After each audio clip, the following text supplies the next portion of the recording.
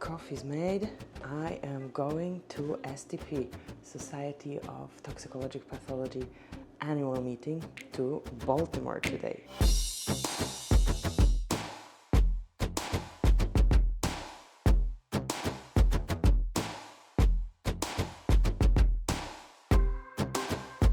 Society of Toxicologic Pathology annual meeting is my professional meeting, my specialty meeting. I'm a toxicologic pathologist by specialty, and I'm going there because of my employer, Charles River Laboratories. So they paid for me to go to the conference to educate myself and to see what's out there. And several people from Charles River are going to be there, as well as all the other people from other biotech and pharmaceutical companies, all the other toxicologic pathologists from the industry. So the topic of the meeting is not actually image analysis, it's novel therapeutics. So I already checked, there are no image analysis related oral presentations, but there are several posters. So I'm going to check out those posters and see what image analysis is used for in ToxPath, in toxicologic pathology, when the meeting topic is not actually specifically image analysis. So that's going to give me an idea, okay, how much is there already as part of what's happening in the preclinical drug development. And I'm also gonna check the other posters and see where image analysis could be done and is not being done.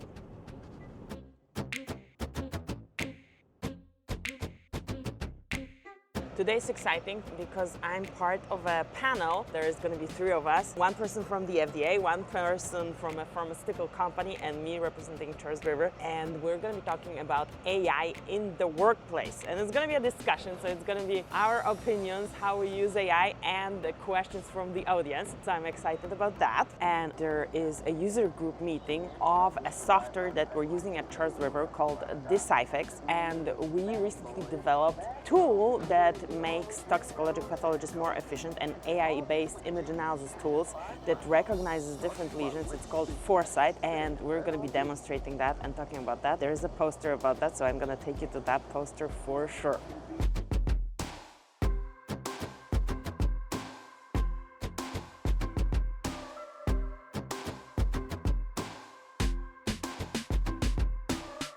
So this image analysis tool, the AI-based image analysis tool that we developed with Deciphex, is supposed to make toxicologic pathologists more efficient. So, every pathologist wants to be more efficient, but the toxicologic pathologists, they have a specific workflow. It's different than other diagnostic specialties. We are not really a strictly diagnostic specialty, we're more of a research specialty, and we evaluate our data in groups, in cohorts. So anyway, the goal is to stay consistent, but as human beings, we are only as consistent as we are. So here comes in the image analysis tool that can help you. Basically, it detects those infiltrates, it shows you where they are on each slide from each animal, and then you as the pathologist decide, okay, do I want to diagnose them, do I want to call them, or do I want to ignore them? You can say, oh, how can you ignore them?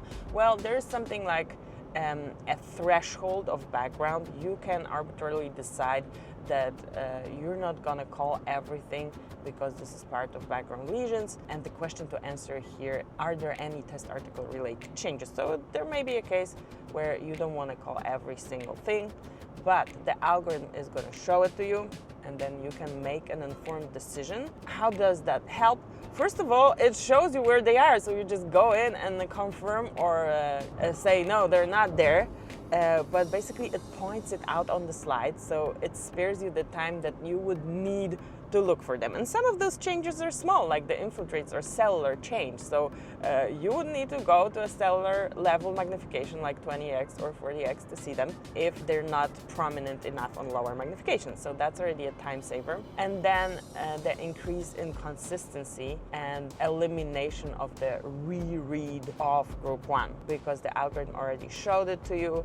You made your decision, what is your threshold, whether you want to call it or not, and you can move on with the rest of the study. And we developed this for several organs, several lesions, Not yet all the lesions that can be expected in toxpath studies, but this probably will never happen. But the most common lesions, some of them being background lesions that very much increase efficiency. And I started my digital pathology career in the image analysis space, meaning I was a pathologist for an image analysis group. And when you do that, first of all, you have very low tolerance for scoring and evaluating things visually if there can be an algorithm developed for this. But second, you become very, very critical with those algorithms. So I was critical with this algorithm. I was not sure until we actually tested how much I will like it. It was designed as a screening tool, so it's more sensitive than specific. And I didn't know, okay, is it gonna be useful or not? I started this, we called it a time and motion study to check how efficient that is and to check if pathologists without the tool are faster or slower or the same than with the tool. So I was pretty critical / skeptical about it. And I was positively surprised. It actually did make me faster. It made me more consistent, and I benefited from using the tool. Was it perfect? No, it wasn't, but it was good enough for me to make me more efficient, and that is the first step in the development of those tools.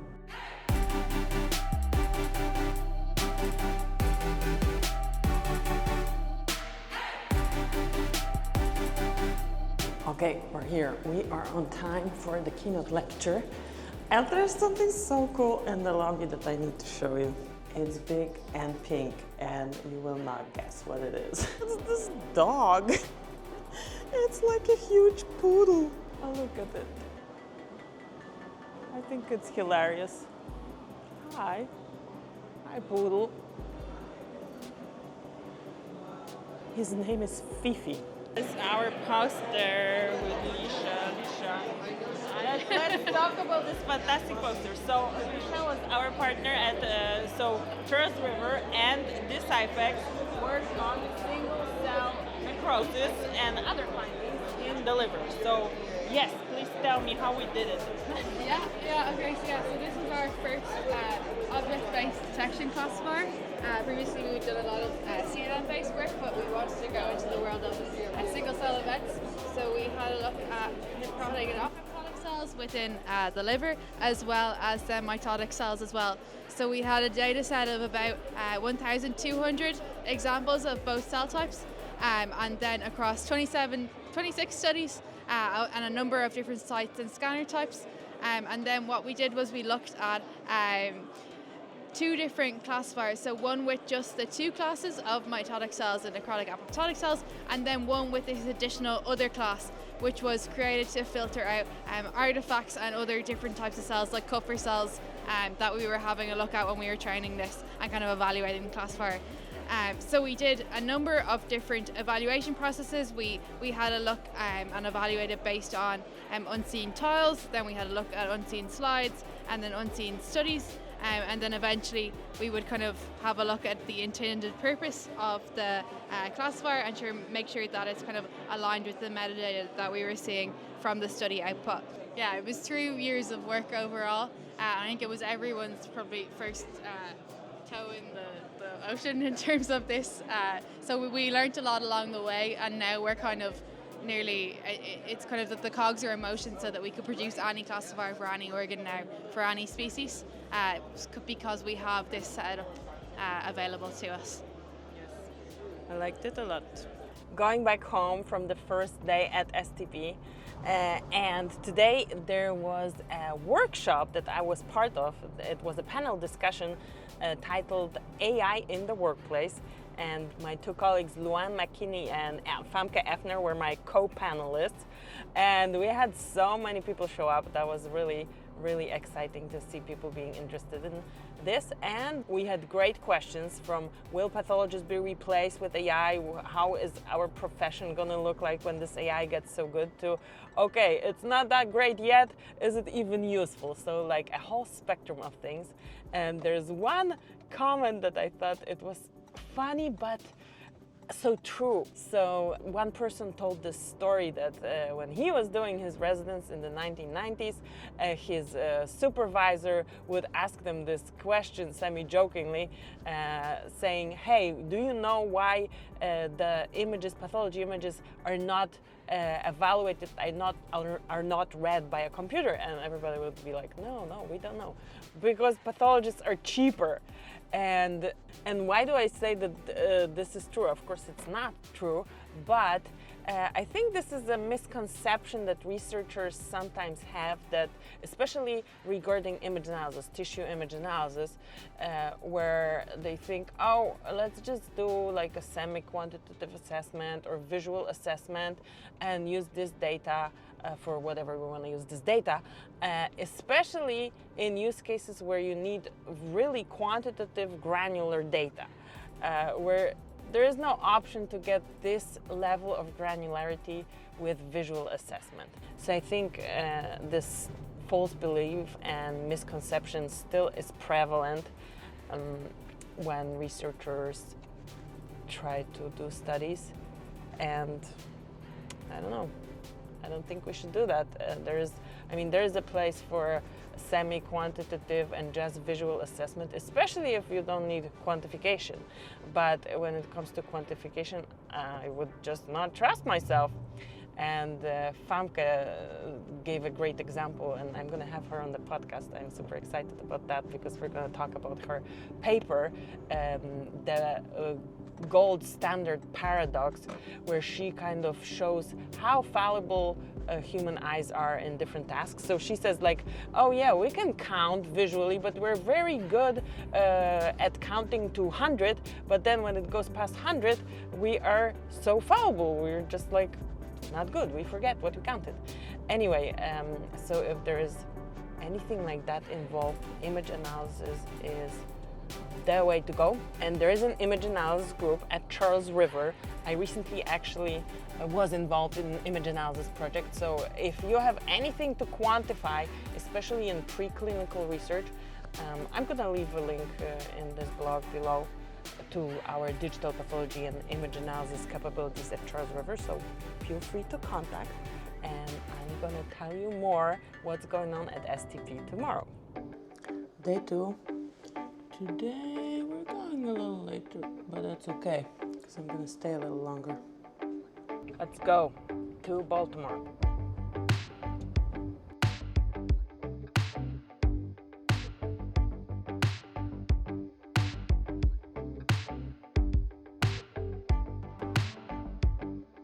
So every time I go to a conference, I'm like, oh, what am I going to wear? Of course, I don't have clothes, right?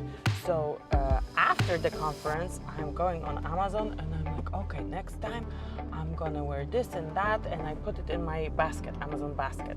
And then I'm thinking, well, this next conference is like in 3 months. I don't really need to buy it right now because I don't need it now, and I don't buy it. And then I'm in the same situation before the next conference. So this time I thought, oh, no. I'm gonna be better prepared. The conference started, or the pre-conference welcome reception was on Sunday, and I decided I'm gonna be very well prepared. When did I order all the clothes? On Saturday. And of course they didn't come on time. So every day now I'm getting a new package from Amazon that does not have all the clothes. So I ordered a backpack. I don't have it. I'm taking my tote bag with like all the laptops and everything in there. It doesn't look cute. Whatever. Then I ordered a black shirt. Obviously you don't see me in a black shirt because it didn't arrive. But what did arrive were conference yoga pants. I don't know if they're actually conference, but I think they might be because they have pockets and they look as if they were like conference pants, but they're actually yoga pants. So that's what I'm wearing today. You're gonna see me later. I thought that was the invention of the month. Conference yoga pants. They're so comfortable and they look really, really fancy. So that's what arrived, and tomorrow I hope my black shirt is gonna arrive, and I don't know what else I ordered. A red skirt, but I tried it on and it's not really a conference skirt. So you're not gonna see me in that. Another reflection from the day before we have new adventures on the second day of STP. yesterday when I was coming back, I was like, oh, I'm tired, I have to drive.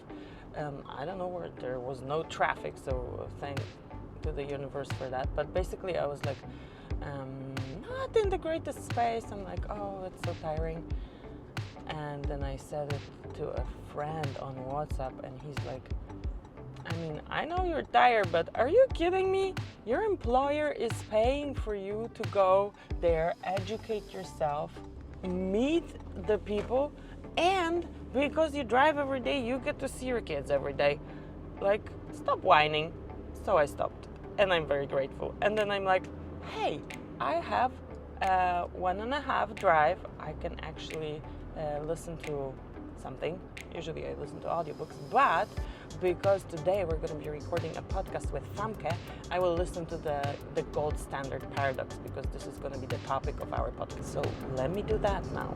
So thank you so much, Charles River, for letting me go to this conference. I am really, really grateful that this can happen. And it's like the whole industry, industry people, industry pathologists, all toxicologic pathologists or toxicologists working in drug development to help get the drugs out to the patients.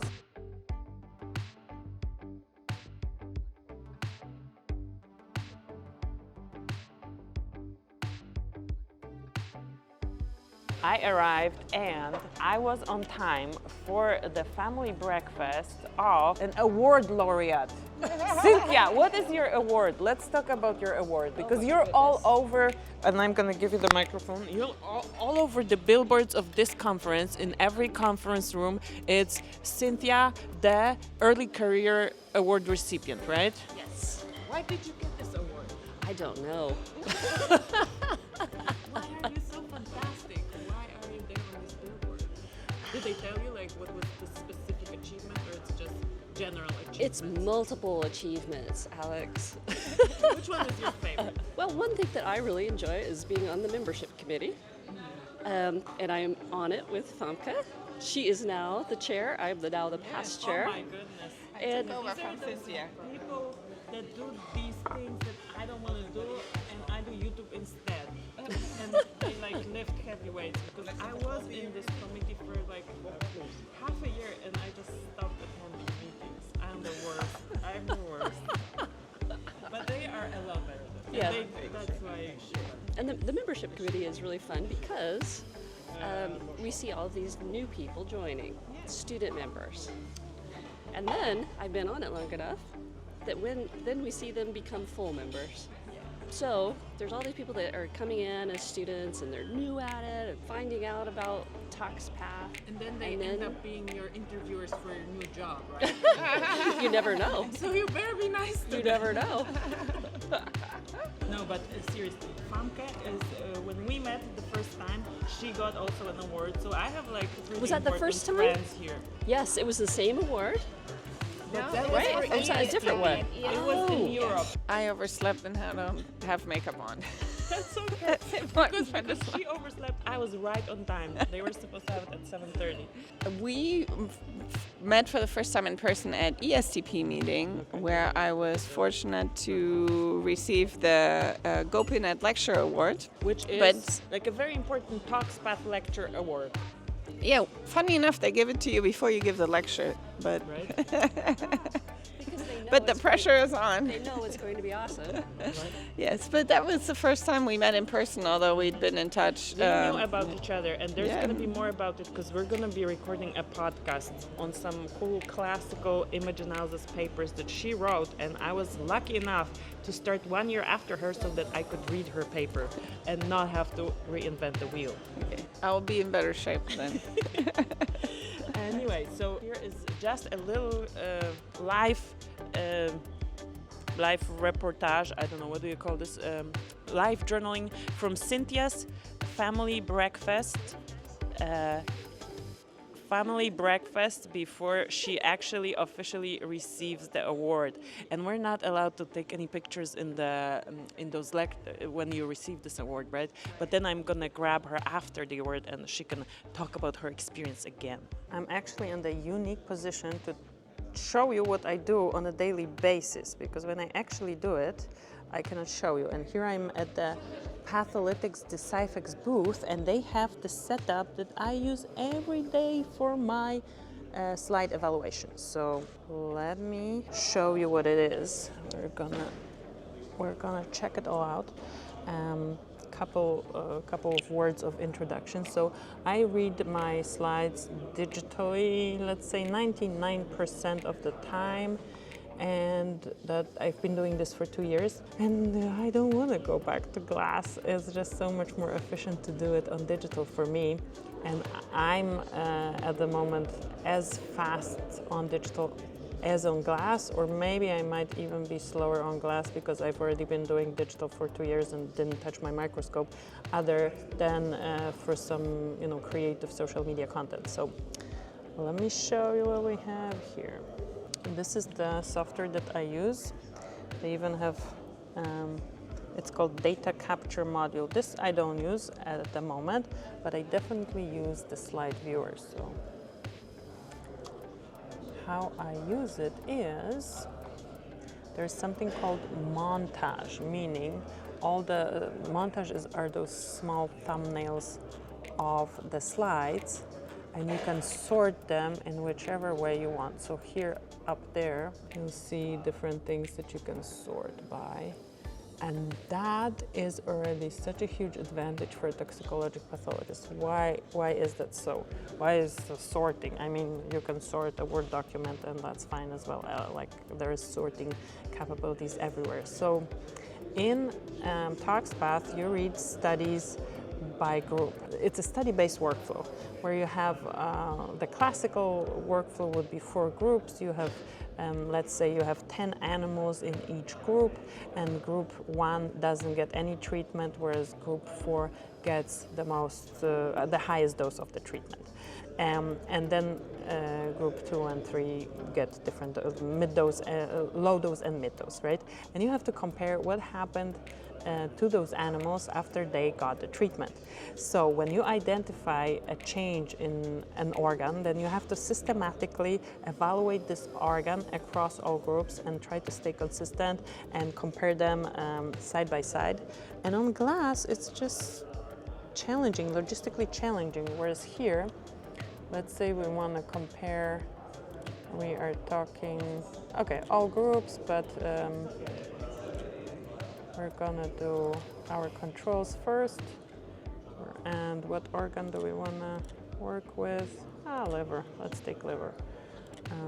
So we're gonna open this control, and it's gonna show here, and there's all the information about this control here. You can close it, and let's say we wanna compare this control to later a high-dose animal.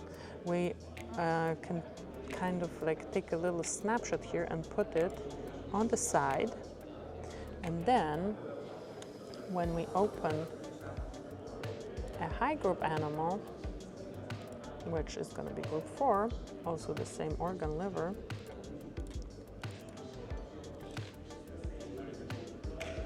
we have this one, and now we're going to go here and make like a split screen.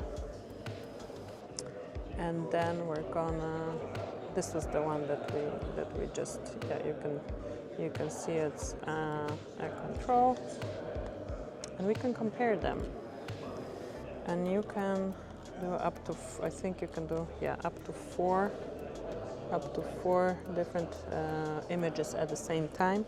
Usually I only do one. What I do, I keep this control here, let's say, maybe this organ, spleen. We're going to be comparing this spleen to this other spleen. And in this screen, in the left screen, I have the slide that I'm evaluating. On the right screen, I have my control, the slide I'm comparing to. And let's say I want to compare these follicles. Are they the same or different? Meaning, do they have the same cellularity? This one looks a little bit less cellular, but we can put them at the same magnification, right? And here on this left screen for you, maybe it's the right screen, I don't know how this camera works. You can change those images but the one that you compare to stays, and you can make consistent comparisons, right? So I can go through all those images and say, okay, do I say that this has changed compared to this one or not? And on it goes for all the organs. So let me show you. This is like a mock-up study, so it's not really a full study, but we're gonna have gland, adrenal, liver, small intestine. These are just like limited tissue. And we have, so when you can see here how many slides these are for, because we only have a liver, but let's say all, and let's say just like one animal here, come on. Just one animal is gonna have, for this particular mock-up study, it's just gonna be 4 slides, right? But all groups and all animals, that's gonna be 80 slides, right? So if it's a full study of 10 animals per group, per sex, it's gonna be a lot of slides, like over 1,000, between 1,000 and 2,000 slides. So then when you have to compare it at scale, like comparing 2 is not a big deal. You can take two glass slides as well and like put one to the other. It's a little bit logistically challenging on the microscope, but here if you have to do it at scale for 80 animals, then you do have a big advantage doing this digitally. Even like without any AI or anything, this sorting function that sounds so like basic, it's not. And it makes a difference for a toxicologic pathologist. So let me show you that the Deciphex team is there chatting here. Let me go to them. Let's see what they have to say. Okay guys, you're on video. Say hi. So does everybody now has Deciphex? In the biomed space, in the pharma space? We're in at least 9 out of the top 10. I think we're between 15 and 17 of the top 25. So 15 quite out a of lot. 17. 15 to 17 out of To the top 17 25. out of 25. Yeah. How much percent is that? A lot. A Over decent 80, 70, like 70, something like like 75, that. 80%. Better of than the markers. interpathologist concordance if you look into the literature, which is like around 70%. So yesterday I was talking to a friend and she's like exploring different options and she's asking me, so does anybody have this? Does everybody have this basically? Shall I take this? And I say, yeah, everybody has this. Exactly. So that's what everybody's going with. And that's what I work with every day. Today, I actually should do some work on this, maybe in the afternoon. And that's what I've been doing for 2 years, and I don't want to go back to class. Thank you guys. Thank you guys for producing this TalkSpot-centric software. And also, okay, here, I'm gonna reveal a secret. Whenever I talk to other companies and they like think about going into life science space, I go to your website and there's a video and I show them your study browser and like, do it like this, don't reinvent the wheel. They keep reinventing the wheel, so you guys still have a competitive advantage even though it's out there on YouTube. So, thank you. I'm back home from the second day of STP. A little debriefing. So, successful podcast recording with Dr. Famke Effner. Another interesting thing at Digital Pathology Company. By the way, there are like 1/4 of the posters are about digital pathology. So like for different aspects, right? There are different pharma companies working with different image analysis and AI providers. Digital slides are more and more common. The primary read, I'm still one of the few people who are doing this, but peer review in the pharma industry, peer review on digital is becoming mainstream. So next step is going to be primary reads, and also consultants are being empowered.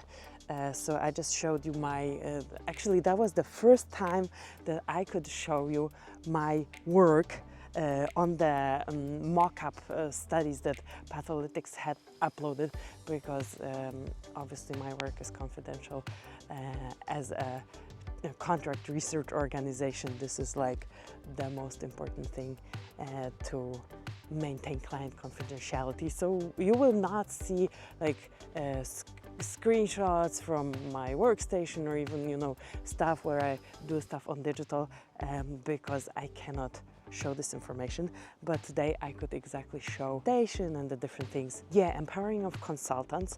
So some pathologists work independently, even in toxicologic pathology, as independent consultants, and obviously as an independent consultant you're like usually one per person show, like one person business. So you're not going to be buying a scanner or like a license that is tens of thousands of dollars per year because you're one person consulting business, right? So what Deciphex did, they have a special way of working with consultants where they basically empower them with infrastructure. And they can use digital slides.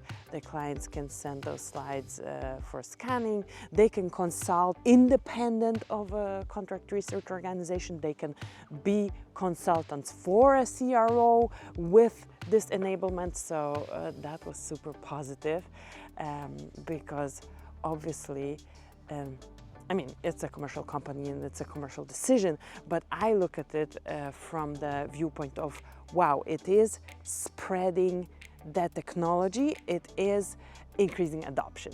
So that's super cool and a cool thing. And I always like when it's a win-win-win, win for the business, win for the consultant in this case, and win for the digital pathology community. So I love to see that. So I was sitting at the Deciphex booth and basically showing people what I do, showing how I click through my slides, and showing them what it can, like how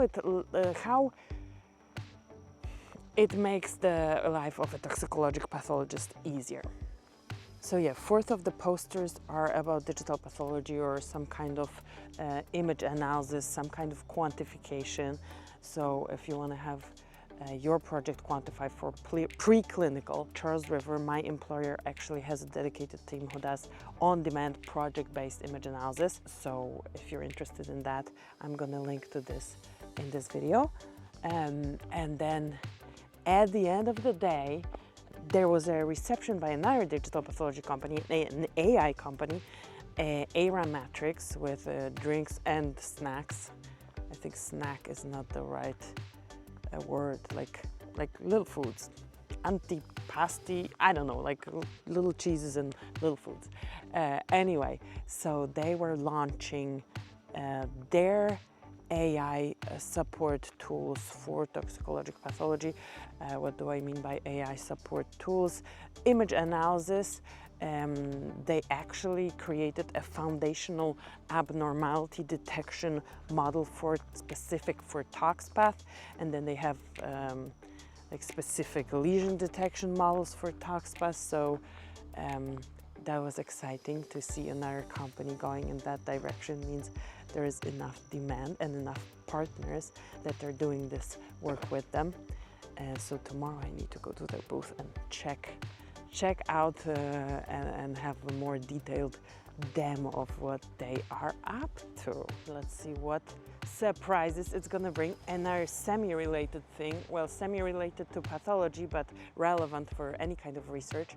A friend's son, who is physicist, together with his roommate, created a literature search engine, AI-based PubMed search engine. I suspect it is powered by RAG, by Retrieval Augmented Generation. So I think tomorrow or whenever he gets the chance to send me the link, I'm gonna check it out. And if it's any good, and judging by what he told me, it's really cool. Like a combination of PubMed and Google Scholar plus ChatGPT with referencing. So it seems pretty powerful. If it's as good as he's telling it is, then there's going to be a video about it.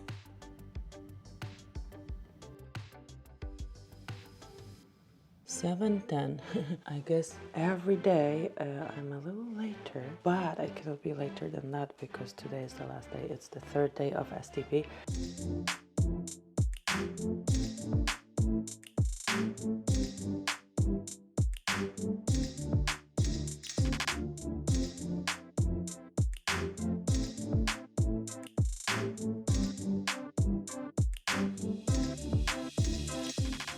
I tried to straighten my hair and they just acquire a life of its own. It's self-inflicted because I went to sleep with wet hair. But still, I thought the iron will straighten them. That's okay. Finally, all my Amazon outfits arrived. So this shirt is new, arrived yesterday. I don't know if you see my... So a backpack arrived, a new backpack, my conference backpack. But because I'm gonna be doing book giveaway today, I still need to take my huge tote bag. So that's that. So speaking of outfit and how I look today, there is one thing that doesn't fit at all, and that's my Garmin watch. So a friend has an Apple Watch, but she has these things that she can change, like the cover of the top of the watch and also the straps. I wonder if they have something like that for the Garmin. Would be perfect for a conference outfit because my white watch does not fit my style today, but that's okay. I've noticed my kids, like when they are semi-satisfied with something, they also say, but that's okay. I wonder where they have it from. Last arrival, it's last day. Look at this. Pay before walking away. So I see that and I'm like, oh, that means pay before you leave. Well, no, it means pay before you lock your car. A $70 fine for not doing it at the right time.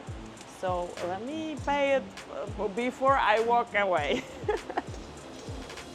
Today, most of the day is going to be the Decifex user group, for me at least. It starts at 10:30, but before that, there's going to be a book giveaway. So it's going to be time sensitive, so I have to record a post about it. We're going to do it at the Poodle. We need to include the Poodle. I'm going to record the post about it. And the first break is in 45 minutes. So I am hoping that people will see the post, good morning, see the post, and that they will want to come and get the book. They might not see the post, so that I will just be standing there on my own, but that's okay. So giveaway today. And is greeting us again, the dog. So I need to quickly record a video here. Let's see if I can have somebody help me with that. Okay, I find Joshua. He's gonna help me. I'm gonna tell you everything. Say hi. You're gonna be in my vlog. Okay, yeah. So he's a vet student and he's at the STP. So can I call you Josh? Yes. Is that okay? So Josh, I'm just gonna give you this camera and you're just gonna be holding it. I'm gonna be talking to it. And at the same time, I'm gonna be recording a post. Actually, I need to get, you keep recording. I need to get my selfie stick because I need to show the Poodle. Thank you so much. This is perfect timing, Josh. Okay, that should work. People are already like looking, what am I doing here? But that's okay. This is a very, very time-sensitive message for everybody who's at the STP. There is gonna be a giveaway at the Poodle. What am I giving away? I'm gonna be giving away my books. 3 books to give away. But Alex, you have 4. Yes, but one is for Famke. She already is getting that one. So there are 3 books to give away, but there's a task for you to do. First, you have to be at the STP. Second, you have to find the Poodle. And third, you need to tell me when you come here at 9:45, because this is when the first break starts, which Charles River site or sites does image analysis. I'm gonna make it easy for you. I'm gonna include the link in the post above and in the comments below. You have to go check there and tell me which Charles River site has the expertise, has a team for image analysis. And when you come here at 9:45, tell me that. You're gonna get the book, but I only have 3 books to give away. If there's gonna be more than 3 people, then I will go. The most junior people will get the book. So I hope to see you there in 9:45, at 9:45. Okay, Josh, you were an amazing camera person.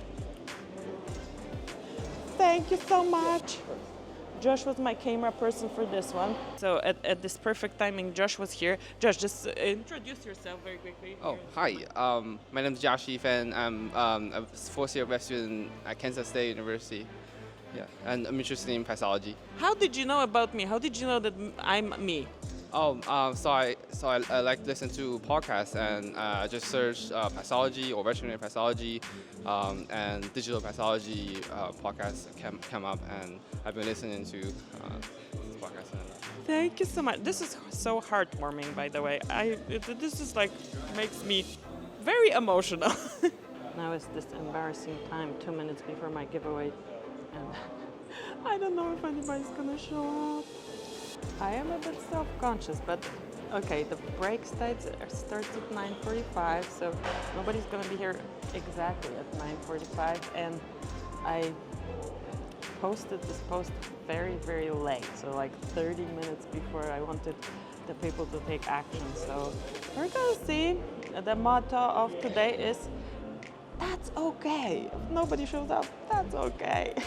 I feel a little bit like in that Tim Ferriss book, The 4-Hour Workweek. He has these exercises to help you get out of your comfort zone, and one of the exercises is lay down in the subway and for like I don't know how many seconds and don't get up.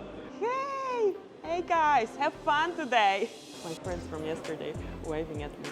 And anyway, so he has these comfort zone exercises, and he tells you to like, or go and lay down on the floor in a very crowded plaza in the city. And I took those exercises, and let me tell you, they were easier. Nobody like would pay attention to you when you would lay down. Try it one day. And now I feel a little bit out of my comfort zone. Let's look at the watch. What time is it? I have coffee. Okay, it's 1 minute past my call out time. We'll see. Pathology trailblazer. And a great friend. Famke, Alex. Okay, that one is given away. This one is for you. Thank you.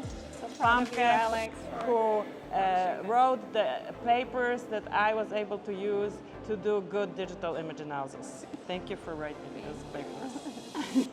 I still have 3 to give away. So let's say the answer.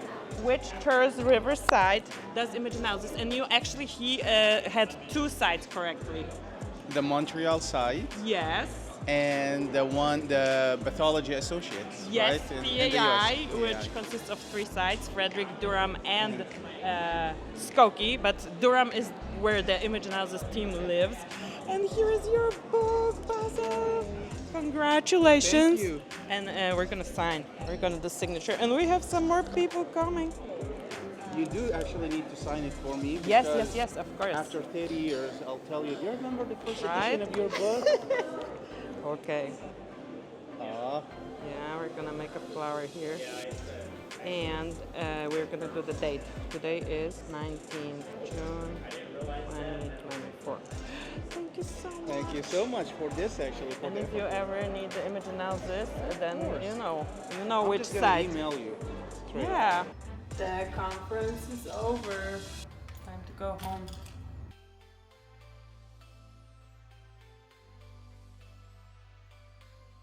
Last wave at the dog, at the poodle, and it's time to find the car and drive home.